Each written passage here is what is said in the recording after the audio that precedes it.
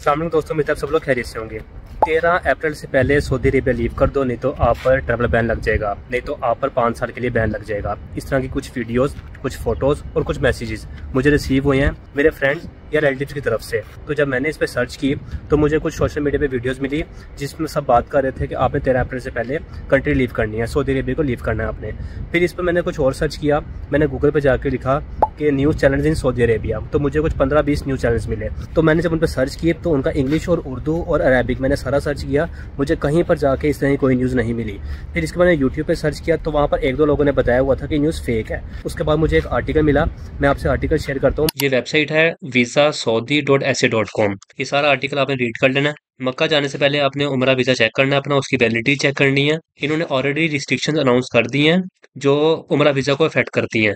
जो उम्रा वीज़ा 2025 में इशू हुए हैं वो 13 अप्रैल तक वैलिड है। 13 अप्रैल के बाद जो उम्रा वीज़ा होल्डर हैं वो सऊदी अरेबिया में एंट्री नहीं कर सकते इस डॉक्यूमेंट के साथ।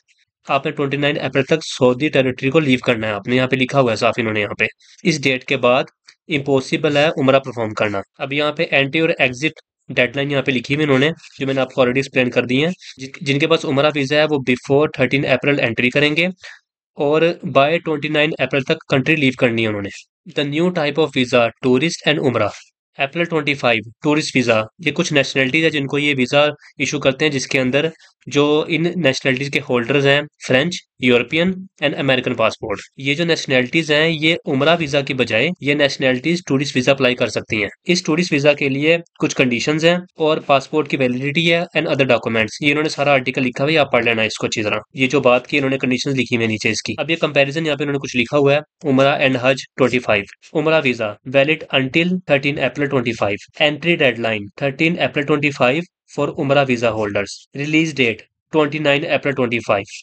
Tourist visa April 25। Only available for French, European and American passports. Conditions of validity ये 6 मंथ वैलिड होना चाहिए पासपोर्ट आपका, resident permit and recent photo. Access to Mecca after 29 April. 29 के बाद जिन्होंने मक्का जाना है। ये तशरी, कुछ लोग तशरिया बोलते हैं इसको यहाँ पर। ये एक परमिट, आप इसको परमिट कह सकते हैं, परमिट होता है। उनके पास परमिट होगा मक्का में जाने के लिए। आप ऐसा समझ लें जिन्होंने मक्का जाना होता है उनको एक ये डॉक्यूमेंट चाहिए होता है मक्का जाने के लिए, जो कि आपके पास नहीं होगा। जो उम्रा वीज़ा वाले होते हैं उनके पास नहीं होता ये। और उम्रा आप दोबारा कंटिन्यू कब होगा? ये 11 जून के बाद ये आप दोबारा उम्रा परफॉर्म कर सकते हैं। ये उन्होंने सारा आर्टिकल यहाँ पे लिखा हुआ है। अगर आपको इसके अलावा कोई आर्टिकल मिलता है काइंडली मेरे साथ लिंक शेयर करें ताकि मुझे ये पता लगे कि और कौन कौन सी अपडेट चल रही है। मैं इस आर्टिकल का लिंक आपको प्रोवाइड कर दूंगा, आपने इस आर्टिकल को अच्छी तरह रीड कर लेना। मैं खुद कल ही मक्का से जद्दा आया हूँ और ये वाली न्यूज़ सुन के मैं परेशान हो गया था, मगर जब मैंने इसको सर्च किया तो पता लगा ये न्यूज़ फेक है। इस तरह की कोई न्यूज़ किसी भी वैलिड या ऑथेंटिक सोर्स से या किसी भी ऑथेंटिक चैनल से अपलोड नहीं हुई। लोग ये वाली न्यूज़ यूं ही शेयर करी जा रहे हैं और ये न्यूज़ फेक है। अगर आपको कोई वैलिड न्यूज़ मिलती है इस तरह की तो काइंडली मेरे साथ शेयर करें ताकि मेरा भला हो जाए यहाँ पर और मैं टाइम से यहाँ से अप्लाई कर जाऊँ।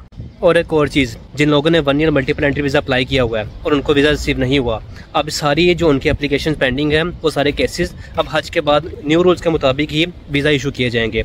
अभी तक कोई नोटिस नहीं है, वो सारे जितने भी एप्लीकेशन है सारी पेंडिंग पे जा रही हैं।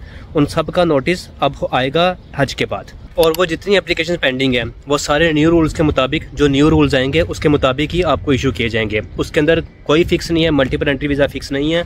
90 डेज, 1 ईयर, ये सब कुछ डिसाइड करेगी सऊदी एम्बेसी। सऊदी एम्बेसी ही आपको डिसाइड करके वीज़ा इशू करेगी कि आपको कितने टाइम का, कितने दिन का, कितनी वैलिडिटी के साथ आपको वीज़ा इशू करना है। ये सारा अब सऊदी एम्बेसी डिसाइड करेगी।